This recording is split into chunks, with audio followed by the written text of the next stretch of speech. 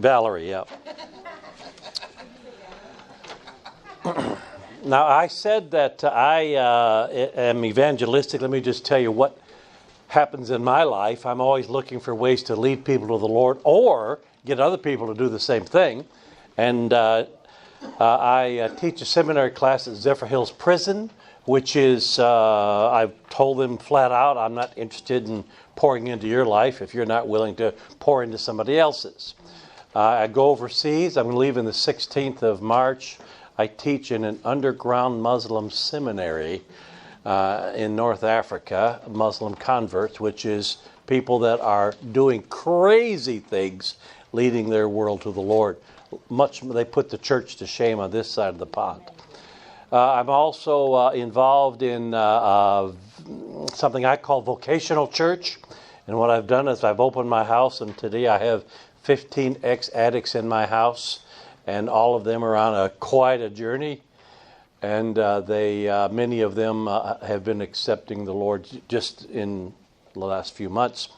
I go Sunday nights to Salvation Army, Adult Rehabilitation Center, and that's where they house 150 guys. And these 150 guys, some of them, 25 to 30 or so, come to my class on Sunday evening, and many, many, many of them accept the Lord. I baptize 25 to 30 a year, something like that, just in a swimming pool. I'm not a staff member here, so there. I'm what you call a faith missionary, and so that's just kind of the way I roll. I'm going to look at the outline today, and I'm going to fly, I hope, and I don't know what time this class is supposed to stop, because the last guy didn't stop on time. So I have liberty. I've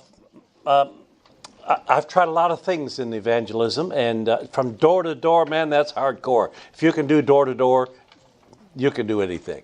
And I've stopped people in the mall and sat down with them and led people to the Lord in the mall. That's hardcore. But I figured out since then that most people aren't into hardcore. They don't want to do that. And so I've figured out ways that are a little bit more soft in an approach. Now here's the philosophy, if you will. First of all, I like the idea of a common journey. I like to make people think that we're all on a common journey. I'm not way up here and you're way down here. That's condescending, and folks don't like that. And so when you're sharing your faith with people, you know, it's the old feel, felt, found. I know how you feel. I felt that way myself, but here's what I found that works for me. And people will listen to that because it's a common journey. If I come off like a Pharisee, people don't like that. And anybody here hates Pharisees? Yeah, there's probably a Pharisee sitting right there. He can't stand to. I'm sorry, never mind that. Here's the way you invite some people to a seeker group. Now, I've started seeker groups. I was a missionary in Portugal, and they gave me 2 years to figure out how to infiltrate the workplace. Well, I did it. It was really cool. It was like a gift. Somebody giving me time to do something that only had one thing in mind. I was single-minded, and I worked it out. And by the time it was over, I had maybe a dozen groups going, and lost people coming in these groups, every one of them accepting the Lord, because that's what they were there for. And the invitation that I always taught my host, it goes like this. Let's see, Bob, you know that I'm trying to be a follower of Jesus. I just want God to bless my life, that's all. And I've got this guy that's agreed to come and help me, and he said that if I wanted to, I could invite some other folks. So we're going to meet 7 o'clock on Tuesday night. You're welcome to come if that's something that interests you. And that's it. And what I'm looking for is what I call low-hanging fruit. I don't want the atheists to come I don't even want church people to come because they won't shut up. Yeah, they want to tell all they know, and they bring this big Bible in and drop it down, and it scares everybody. And you know, I'd rather have people come that just want to know how to connect with God. And here's the way I like to say it: without the confusion of religion. Okay. It must make sense. And I think when you're talking to people, you got to find out where they're coming from. But man, it's hard to start in John chapter 3. You know, who's John? Seriously, right? And what's he got to do with all this? And I like to start at the beginning. And where is the beginning? No, it's not in Genesis. It's before Genesis. The Bible is God's Word. Once you get that part in your mind, then the rest is easy. If you can't get that through your head, then you're going to be debating a lot. So I start in the very beginning that the Bible is God's Word, and let me tell you why I think that's true. And so it must make sense. I got something in my mouth. Sorry. And here's what I like to say. Take what they're willing to give. So if a person will give you, okay, I'll take a gospel tract. Take it. That's good. Don't go for the jugular. Just go, just take what you could get, and then you ask for a little bit more, and a little bit more, and a little bit more, and after a while, before you know it, you've drawn people in, and you've gotten them in. This is philosophy. Don't try for you must be born again, and if you're not, you're going to hell. Oh my gosh, that's just a little bit like drinking from a fire hose. Who wants to do that? Remember when Jesus said, go into the highways and the hedges and compel them to come in? Remember when he said that? How do you compel people? Here it is. You have to say something compelling. Duh. You have to say something. That's why I like to say, connect with God without the confusion of religion. That's compelling. I like to say, where are you on your journey? I like to say, let me tell you what happened in my life. There's certain things you can say that draw people in without putting people off. You have to compel them to come in. And I like the idea. Now listen to me about follow the pain. That's my ministry mantra. Follow the pain. If you follow the pain, it'll lead you to people that want some help. It'll lead you to some people that need some help. It'll lead you to people that will accept the help. I go to the prison. And one thing's for sure in prison, a lot of pain there. And a lot of guys mess their lives up. And they're trying to figure out how to get it on a better track. Even if, and I go once a month and preach a sermon there. One of the sermons I preached when I was there was bloom where you're planted. I went through the Bible and looked up all the people that were in prison in the Bible. Do you know all the people in the Bible were jailbirds? I mean, every one of them spent time in jail. Daniel was in prison, and Joseph was in prison, and Paul was in prison. Even Jesus was in prison, was he not? So I did a sermon on bloom where you're planted. Paul conquered Rome with a pen while in prison. So I want the guys to know that this is your lot in life. You got to make the most of it. You can sit around and mope all you want, but don't do that. You feed your soul if you do something good for somebody else. Following the pain. I go to Salvation Army. Oh, the messed up lives. I mean, it's awful. I asked one guy, tell me about your dad. He said, I didn't know my dad. He said, my mom was a whore. And I would have to leave the house for her to, and I'm going, oh my gosh, what? He said, then my mom got murdered, and I watched they made me watch my mother get murdered when I was like 6 years. That's more than I wanted to hear. There's a lot of pain in the world.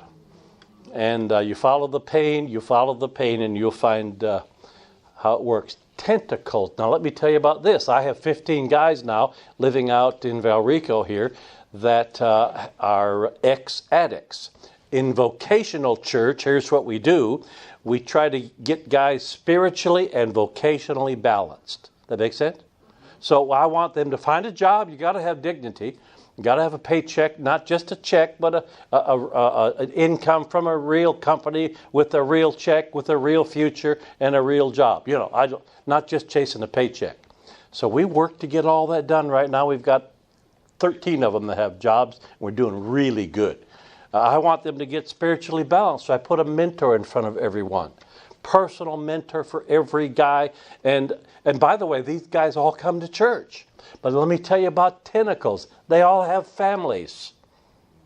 Everybody's got a family. And right now we've had 3 of the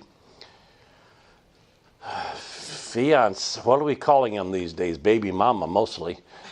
And This last Sunday, one of the girls, she's her boyfriend, he's so changed. She can't believe the change in his life. And we're just brainwashing them is what we're doing, you know. It's amazing what comes out. And so she's watching him, and she's got herself a Bible, and she wants to know how it works. And this is so cool. And she's coming to class now. And so Sunday, this is funny. She had questions. Now, it's always the same questions. And the questions are, what does it mean, let us make man in our image, you know? Or where did Cain get his wife, and blah, blah, blah, stupid, you know, that kind of, it's always the same questions. And I like, did Adam have a belly button? You'll have to think about that. But tentacles. So here we are, we're sitting at the dinner table in Applebee's after church. This is fun. And so I said, you know, I think I know where you are. She said, where? I said, well, let me tell you a story about Jacob. And so I told the story of Jacob and wrestling with God, right? And name became the ladder from heaven and all that in the struggle. And he finally had to ask God to bless him. The first half of the night, he was fighting him off. Second half of the night, he's holding on for dear life. I said, that's where I think you are right now. I think that's you. And she said, well, that's cool, you know. And I said, so here's what I want to do. I'm going to help you to tell God that I want you to bless me.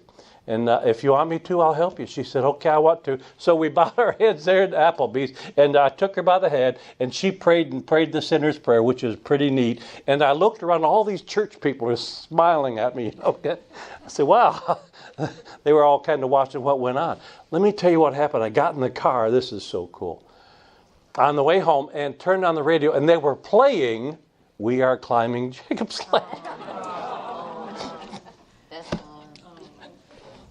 Not condescending, never talking down to people. That's the problem we have. You Christians, you think you're so high and mighty. They get tired of being talked down to. Man, let me just share with you what happened in my life and what it did for me. Well, that's not condescending. But we love our soapbox, you know. Oh, the homosexuals, they're not Steve and not Adam and Steve. But the question is, are you trying to condemn them or are you trying to win them? Your conversation changes when you're trying to win them. You understand me? Don't be talking down to folks. Keep going here. Here's one of the things I learned, never go alone. If you're going to go lead someone to the Lord, take somebody with you. I don't have any ministry that I do in my life that I don't have somebody with me, and sometimes 2, 3, 4 people. I've always got people with me. And years ago when I was pastoring, way back, I had this kid I led to the Lord, and his name was Ken. And I took Ken out, and we'd go soul winning every Tuesday because he had Tuesday off because he worked the weekends. So every Tuesday we'd go soul winning. And I was the mentoring time. You know, we're just chatting about things. And every now and then we'd lead someone to the Lord. And he got all crazy about all this. And just this last year, he retired from the ministry. Never go alone. Pay the price. I don't know what that means, but that's a great line. Whatever it is, pay the price. Let's talk about evangelistic tools. Now, I have some let me talk about tracts. I made this little tract for our guys at the vocational church. There's what it says: connect with God without the confusion of religion. Well, that's interesting.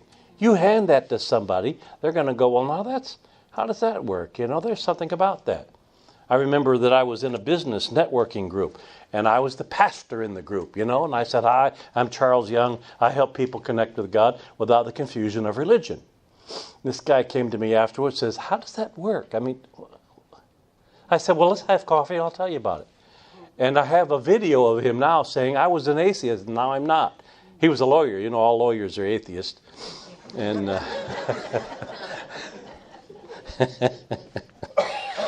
but inside, this is really simple. This is just a little simple gospel tract, and it's nothing fancy about it. But it's good enough so that one of my guys from vocational church can share it with somebody else. Just simple enough. It's got the little sinner's prayer on there. It asks questions. It says on the top, here's why you're struggling. Well, that's compelling. Why am I struggling? What's going on here? Here's what you have been seeking. Well, that's interesting, right? On the back, it's got information, and I'll tell you this as we get down here. But there's 2 websites on there. One is called ineedgod.net. And I have a little business card that we hand out, and all it says is, connect with God without the confusion of religion. ineedgod.net. No names on there, just something you can hand. Well, I mean, that's compelling. What do you think? And by the way, those are on there in English if you want to look at it, and it's also there in Arabic, so you can brush up on that. On the bottom, it says vocationalchurch.net. Now, every time I speak, I put this thing on, and I put it on a website so that anybody that wants to could. Do people go there? Now and then. I don't care. It's available. And someday somebody will find it. And the reason I did the ineedgod.net, I did that for the tribulation period. Honestly, I think there's a lot of people be searching for God during the tribulation period. So and it's just out there. I don't know. It's just got to think about stuff like that. But this vocational church has right now about a year's worth of messages on it, ranging from what were they thinking to one of them I use out the. I shouldn't say it, but I'm going to. I had a message that I preached at the Salvation Army called "Saved in a Whorehouse." Well, it was about Rahab and her whole family. Everybody that she could bring into her house got saved. What a cool thing. All right, never mind that. So those are on there, and I'm just making tools available. That's all. I just figure I'm not doing it to become famous. I'm doing it because I'm getting old, and just for posterity's sake, if you know what I mean. All right, I have a T-shirt that we use, and this is what my guys use.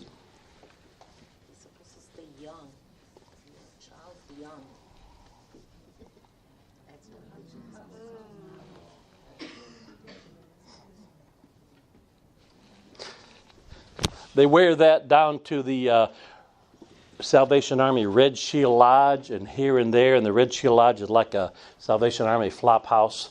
And they engage people. They get at the table and engage. It is so cool to watch my guys learn how to give their testimony. And then they're giving their testimony to other guys.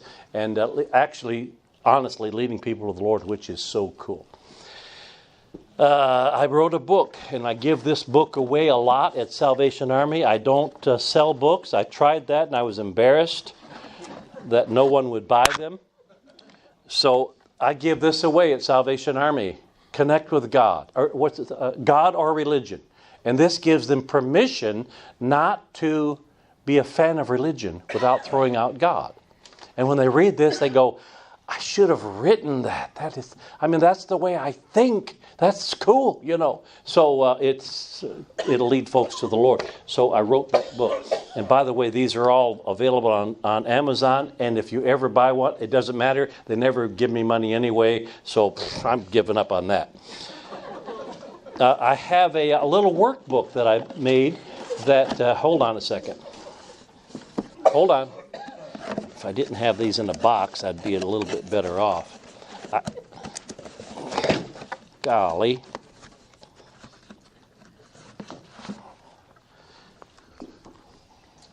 Connect with God without the confusion of religion. It's just a little workbook, and inside it's got the video lessons. I've done 15 video lessons, starting with the Bible as God's Word. Lesson number 2, creation. What happened there? Not how, but why. And lesson number 3, the fall. Lesson number 4. So all the way through so that it makes sense. And those outlines are in this book with the website on there so they can look at it. It's a workbook that I hand to guys at Salvation Army that want to go a little deeper. Now I end up with 25, 30 guys. The guys in the back row sleep. The guys in the front row are the ones I'm shooting at. And I hit them now and then, especially when I bring them out to where we are. So here's tools. Let's see, I'm looking at my outline. I have a Training others. This is what rule number 2. Here it is. Never go alone. Did I say that before? Yes. That's a good thing to say again. It's better than pay the price, because I don't even know what that means. My own outline. Always take somebody with me. Right now, I've got one of the guys. I stand him up. He preaches. He was a drug addict for 25 years. Lived out behind Walmart for 2 years in a tent. Finally, God got hold of him, and it was just an amazing experience. And he has turned from one addiction to another. He's addicted to Jesus now. And he's just gone crazy. And he goes to where the homeless people feed, because that's where he went. He knows it's his circle. It's his little world, you see. But I get him up, make him preach. And I've got another guy. He gives his testimony. And boy, people like to be shocked by the testimony. He's got a big scar in his neck. And he said, this is where they cut my throat down in Nebraska. And it's just, I make them tell their story. Their testimony. And testimony is a good tool. I say baby steps. If you're trying to turn your church evangelistic, start with something simple. Could I just get you to hand this to somebody this week? That's all. Just that, even a monkey can do that. Just make him, ask him to hand it out, right? And just say, it's in your pocket. And you know what'll happen? It'll burn a hole in their pocket. They'll go, oh my gosh, I got to give this to somebody. I told the pastor I'd give this thing away. I got to give it away. And I say go as far as people will let you go, and maybe you're a little more comfortable. And I'll tell you what I used to do when I'd knock on door. This is hardcore. I'd knock on the door like this, and I'd hold my little track up like that, and I'd push the track toward the door when they came to the door. So I'm just taking every little inch I can get, and I just pushed. No, you just like if you take this, I'm gone. And then if they open the door, I would say, oh, and by the way, inside here, it tells you how you can know for sure you're going to heaven when you die. I guess we all care about that, don't we? And just see what they say. I don't know. Yeah. And if they say, well, that's for sure, then I would pull it back and not give it to them. Does that interest you? I'm kind of a specialist in that area. I love to tell you how that works if you want to know. I had so many people accept the Lord. So many. And they come to church. One couple, I led them to the Lord, and they called themselves Charlie's Angels. They did. So testimony. Let's talk about testimony real quick.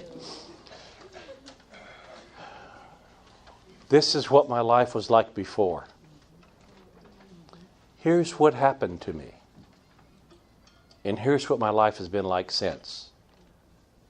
And the here's what happened to me should have the word Jesus in it somewhere. Not just went to church and, and it opened my eye. No. There ought to be a born-again experience in there. A famous man once said, if you're not born again, you don't go to heaven. So I have my guy stand up in class. I say, okay, it's your turn. Get up. Give me hear your testimony. I want the 3-minute version. And they get up and they get all messed up, and they get it all wrong. And so we work on a little bit. And I think you ought to be able to tell your story, don't you? You'd be surprised how much value there is in your story. The Bible's full of those guys that gave their testimonies. Paul gave it over and over again. And he had 3 steps. He had 4 steps in Acts 26. You ever notice? This is what my life was like before. This was the encounter I had with Jesus. This is what my life's been like since. And the 4th one he added, what do you think about that? Does that interest you? Trying to draw them in. Let me show you this book, if I can dig it out.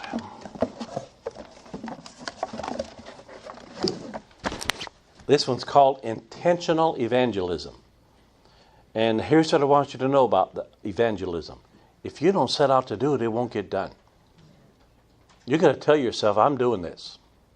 And this has 10 lessons in there that are from the Bible that you can teach and teach people to be evangelistic. Here's a list. So it's a Sunday school book. But just for fun, let me see. It says that you should think intentionally, testify intentionally, teach intentionally, talk intentionally. Then I run out of T's. Plan intentionally, fish intentionally, intentionally draw the net, and pray intentionally. You ever seen the Baptist prayer list? 99% sick people. Why don't we pray for something that lasts a little longer than I don't want to be the one to say that. We're not getting out of this alive. We Baptists pray for immortality, do we not? Oh, there go. Please pray that God intervenes, and we're so afraid of sending our people to heaven. What's wrong with that? We don't want them to go to heaven. You'll like that one. How am I doing on my outline? Oh, seekerministry.com. Let me tell you about that one. If I had time, I'd take you to it. But that's a website that I designed as a result of my time in Portugal that says, here's how you start a seeker group. Here's how you do it. And there's a manual you could download. There's testimonials on there. One Jewish girl says, Charles, he came to our house and he told me about God. And she said, I grew up Jewish. And she says, now I'm a completed Jew. There's so many resources on that site that tells you how to do this. Now, if you drop me off in Pittsburgh tomorrow, I'd start a seeker group somewhere. And I'd go find one Christian that wouldn't be afraid to go invite some folks using my carefully crafted invitation. Hey, I'm just trying to be... And not everybody can do that. Some people are dumb. Some people, they want to... Some people are dumb. I had this girl in Portugal, and she was strategically placed. She was a big shot in the bank. I thought, this is going to be awesome. She's going to use that invitation, and people are going to come that are curious about what this whole thing means. And she sent out an email saying, are there any Baptists in the company? Well, that was the end of it. I mean, what? Yeah, exactly. So seekerministry.com has everything on there that you would ever want to have. And this is what we used at Bell Shoals. They handed out this little book of mine called Charging Hell with a Squirt Gun. This is cool. This is fun. Every time I read this, I go, wow, I like that. That's cool. Did I write that? And this particular book has stories in it and it inspires people. I've got folks that have read this book, and let me tell you about Albert, my friend. He was an Egyptian guy, and I met him because I was trying to meet this Egyptian guy, and I needed somebody to interpret. And so this guy Albert showed up. He was Coptic. Do you know what a Coptic is? That's Egyptian Catholic, essentially. So here he was Coptic, and so we sat and talked. We kind of ignored the other guy, and we just sort of had this bond going on. And he said, I'd love to go to the prison. I said, well, come on, we can go to the prison. And then he said, I'd love to. And I gave him my God or Religion book. He says, I should have written this. I hate my religion. He started 6 Coptic churches around Tampa Bay area. He was the godfather. And he said, but now I've been reading my Bible and I'm ruined. He says, I can't get anybody to talk about the Bible in church. He said, it's terrible. And so he read that book. So what did he do? He went back right away and he started accosting the priest. And I said, no, man, you're shooting too high. You got to shoot down here, These guys are on the dole. They get paid. Get the people that are just hungry. So he read this book and he said, I think I have it. Okay, I got this now, because it talks about how to present the gospel. He quit his job. I said, Albert, don't quit. He quit his job, and now he's full-time leading Coptics to Jesus. And God just takes care of him somehow. I don't know how, but he takes care of him. And now he's going over to, he goes to Jordan at the Syrian border where all those refugees are, and he leads hundreds of Muslims to Jesus that say, you know, the guy that's cutting off the head says, Allah Akbar. The guy that's getting his head cut off says, Allah Akbar. He said, how do you reconcile that? He said, well, let me tell you another name. Here's a book that'll get me in trouble. It's called Deeper Bible Thinking, and I hand this to my guys. And this is the one that says, it's the one that attacks Jeremiah 29:11. You know, because everybody that knows Jeremiah 29:11, nobody heard of Jeremiah 29:10. You really ought to read the verse before, and it'll give a little context. Okay, so anyway, that's just that kind of thing. So just to tell you this, and I'm almost out of time, and I'm digging through this stupid box here. This is a workbook that I made for the prison, in my prison ministry, because I was doing a class on prophecy, or eschatology, I guess. And I learned, now let me tell you this, I learned that I could print that book cheaper than I could go to Kinko's and have the copies made. And it's called Create Space. See it right there? The last thing on there, createspace.com. If you're going to write a book, you Google createspace.com, and this Charging Hell book cost me $1,500 to do it. Every one of these others cost me $0. And the reason it cost me $0 was I led a graphic artist to the Lord, and she takes care of the cover for me, and I just upload them to CreateSpace, and this book right here is just under $2 for cost. So I can do that cheaper. I can go to Kinko's, right? So it's just a kind of a workbook thing. So I'm out of time. Any questions? I know that was a bit much. These books are on Amazon, but I'd like everybody here to buy one just to prove that they don't pay me.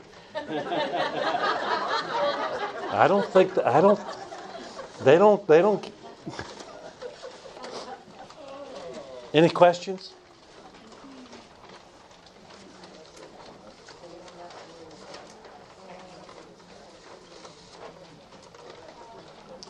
Here's what I know. Yes, quick. All right, let me just give you a little story here. So let's make something up. Okay, so let's say that we're all in the fire department. Okay, so you know that there's not always fires burning, but our job putting out fires. But every now and then, you know, we have to have other things going on in the firehouse. So we need somebody to cook. Can you cook? Yes. You don't mind cooking? Okay, so you'll be the cook, and we need someone to keep the sheets clean. Would you do that? Oh, yeah. Okay, I thank you. And what are you good at? Polishing the bell? You okay. Anybody here good at keeping dogs? Oh, there's a dog keeper right here. Oh, okay, so now we, you're going to have these hoses better be in good repair. Don't you think? Somebody can keep hoses for me? Would you? All right, here's a hose keeper. So now we've got these things. And what did you say? What's your job again? Cook. That's what's wrong with the church today. She thinks her job is cooking. Her job is putting out fires. You're dismissed. God bless you. Thank you. I'm a cook. I'm a go-blower. You name it. Oh, the last book. Was that a workbook? It's a workbook. It's a prophecy of the... Yeah. It's kind of a workbook, yeah. I have a question. Okay. My brother, 19 years old, and he's been fighting addiction I know. for I know. a long time. He's on his third trip to rehab, in and out of jail, back and forth. Yep. Which would be something Needs to go to Salvation Army Adult Rehabilitation Center. Where's- It's free. Okay. Nebraska and Fletcher here in Tampa. Okay. It's free. Free. Oh, by the way, there's tracts on the back if you wanted some, and some of those little cards I put, they're on the back table if you're interested. So Salvation Army. It's free, and they do a good job. And what day is that? Just Sunday nights? It's residential. Oh, it's a residential. I go on Sunday night, but it's residential. They take them in there for 6 months. Wow. Because right now, It's a good program. he's somewhere in Tampa. My mom's paying through. I know, and it's criminal almost that they put all these rehab programs on. They don't rehab. All they do is Yeah, they just 30 days don't do anything. get them off drugs. Let me turn my phone off here. Well, it was nice.